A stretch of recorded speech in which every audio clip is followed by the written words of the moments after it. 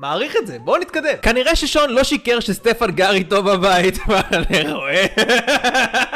זו בדיחה שלי בכלל, זו בדיחה שלי מהלייב. הבנתם למה? כאילו המיקרופון זה המיקרופון של סטפן, אתם איתי? זה לא המיקרופון שאתם חושבים. אבל רגע, אני לא אמרתי שסטפן גר איתי בבית, אמרתי שהוא גר בבניין ליד. אני לא אתפלא אם כאילו מזדחל פה על הרצפה, לא יודע, בולבול של סטפן.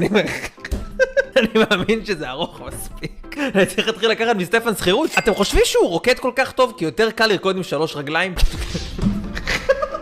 כאילו, יש יציבות, לא?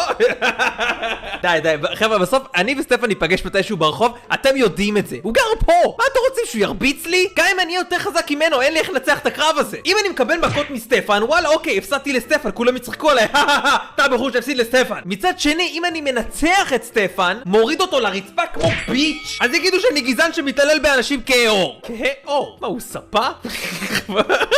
בוא'נה, זה מעליב לומר את זה בכלל. אם אפשר להגיד אנשים לבנים, אפשר גם להגיד אנשים שחורים, נכון? על זה לא יבטלו אותי, נכון? מה?